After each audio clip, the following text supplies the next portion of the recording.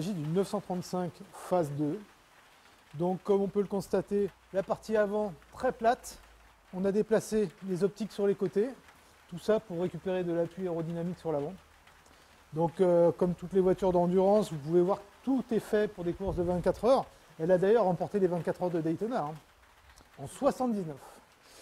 Donc voiture d'usine, emplacement pour le ravitaillement d'essence, une entrée d'air, une entrée d'essence, ou le contraire peut-être. Tout simplement un bouchon pour refaire le niveau d'huile, puisqu'une voiture comme ça consomme beaucoup d'huile pendant 24 heures. Eric, en parlant de consommation, quand on avait parlé de cette auto, tu m'avais donné un chiffre qui m'avait paru un petit peu... Alors, cette voiture a un CX qui n'est pas exceptionnel, un aileron arrière dont on parlera tout à l'heure qui appuie beaucoup mais qui traîne aussi beaucoup, un turbo énorme, 620 chevaux, et cette voiture consomme 93 litres en 40 minutes. Imaginez, on est loin des standards actuels. Mais par contre, une voiture qui a une puissance terrifique, diabolique, on le verra tout à l'heure. Aussi, c'est une auto qui est complètement dérivée de la 911, Eric. C'est la dernière évolution dérivée de la coque du 911, puisqu'après on va passer sur une Moby Dick, où ça sera simplement un châssis tubulaire en alu, avec une peau au-dessus. Là, c'est la coque du 911 qui a été énormément élargie, où ce sont des éléments en polyester, mais on a conservé la coque d'origine. On a évidemment des énormes ouïes pour refroidir toute la mécanique qui est à l'arrière. Ici, des écopes pour refroidir les freins. Donc comme on a vu cette évolution avec l'avant très plat pour procurer de l'appui à l'avant, on a aussi évidemment un aileron arrière très imposant qui est réglable. Et donc, on va régler l'aileron arrière pour que la voiture soit, on va dire, neutre dans les virages rapides. Donc évidemment, il ne faut pas trop braquer l'aileron arrière, sinon on va avoir l'avant qui se déleste avec une direction qui devient floue à haute vitesse. Et si on ne met pas assez d'aileron, au contraire, on va avoir une voiture qui, à l'arrière, qui glisse. Et alors là, dans les rapides, c'est vraiment pas ce qu'on recherche. Mais aussi, on va avoir un réglage différent selon les tracés. Peut-être plus d'aileron à l'arrière pour les virages rapides, peut-être un peu moins pour aller vite en ligne droite. Et là, je vois, c'est sorti d'échappement, ce gros bloc arrière, qu'est-ce que c'est? Alors là, on aperçoit évidemment le turbo, qui est un turbo digne des années de Formule 1. Vous vous rappelez peut-être les Axpeed avec des turbos gros comme ça. Là, c'est un monoturbo, ce qui procure énormément de puissance à haut régime. Et on peut voir deux pots d'échappement, un pot d'échappement tout à fait normal, et juste à côté un tube un peu plus petit, qui est en fait la sortie de la wastegate, l'air superflu procuré par le turbo. Donc cette voiture a aussi un turbo qui est réglable, on peut régler la pression de turbo par une petite molette qui est à l'intérieur de l'habitacle. Alors, la fameuse molette de pression de turbo, c'est par une action sur cette molette qu'on va déterminer la pression de turbo et donc la puissance de la voiture. En sachant qu'à 1 bar de pression de turbo, on va avoir à peu près 560 chevaux. À 1 bar 4, on aura plus de 650 chevaux. Et donc en agissant simplement sur la molette, on peut pratiquement gagner 100 chevaux de puissance, mais aussi consommer beaucoup plus. Donc tout ça, c'est un compromis. Ensuite, on va avoir une boîte de vitesse relativement simple. Donc des rotules unibales pour un bon guidage. Une boîte 4. Une boîte 4, pourquoi? Parce qu'il y avait tellement de couples qu'il n'y avait pas besoin d'avoir 5-6 vitesses comme aujourd'hui. La première qui monte quand même à 130. Et en troisième, à fond de troisième à 7000 tours, on est au-delà de 250 km/h. Et il reste encore un rapport.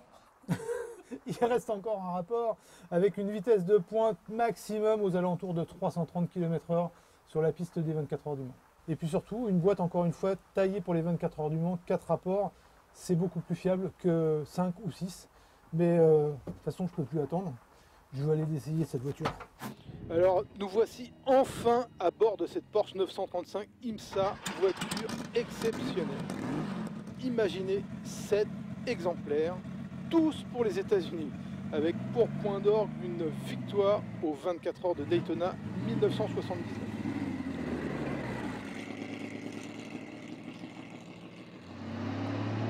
Donc, on va la découvrir.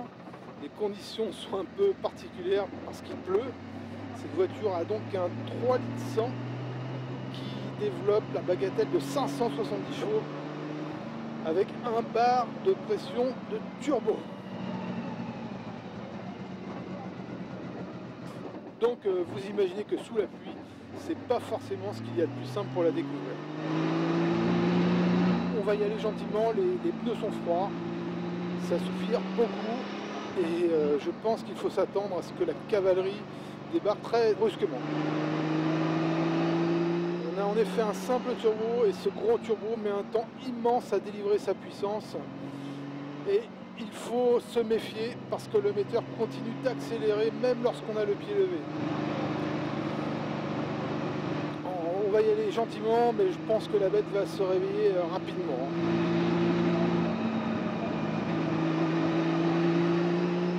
Donc on va y aller gentiment, la pression de turbo décolle, 500, 1 bar. On ne sait pas accélérer à fond, on va laisser chauffer un petit peu, mais déjà ça pousse terriblement. C'est incroyable, quelle puissance! Il faut savoir que cette voiture date de 1979 et une telle puissance à l'époque, c'était quelque chose d'absolument extraordinaire. Elle était puissante et en plus elle était fiable parce que, encore une fois, pour gagner les 24 heures de Daytona, il faut être fiable à 100% alors qu'on a un bon freinage, une tenue route, je dirais, sans surprise, pas mal de sous-virages. Mais encore une fois, c'est un peu normal sur ce genre de tracé. Je la découvre en même temps que vous. Alors, on arrive bien à sentir le train avant. On met un petit coup de première, ça s'ouvre un peu. On accélère et tout de suite, on reprend l'adhérence du train arrière. Donc, il faut quand même faire attention au temps de réponse. Évidemment, dès que ça charge, on perd le train arrière. Mais on a quand même une auto formidablement équilibrée, surtout sur ce type de terrain. Encore une fois, c'est piégeux, c'est humide, on n'a pas du tout l'impression d'être sur une voiture surpuissante et équilibrée. Voilà. Je me régale vraiment et j'espère que vous vous régalez aussi. On va faire une petite accélération sur cette ligne droite. Encore une fois, 560, 600 chevaux, donc on va aller très vite. Allez, deuxième, ça pousse. Troisième, et là, on est déjà à 250 km/h. Je ne sais pas si vous imaginez, c'est tout simplement monstrueux, monstrueux et formidable. Encore, je n'ose même pas imaginer ce que cela donnerait sur le sec. Parce que là, je pense que ça doit être quelque chose de terrible. Waouh! J'espère qu'on va se revoir en tout cas. J'étais enchanté de vous montrer cette voiture, combien fabuleuse. Et c'est vraiment un grand bonheur, j'en ai presque les larmes aux yeux. C'est formidable, formidable, génial. En plus, personnellement, j'adore les moteurs turbo. Et là, sincèrement, je peux vous dire qu'il se passe quelque chose quand on appuie sur l'accélérateur.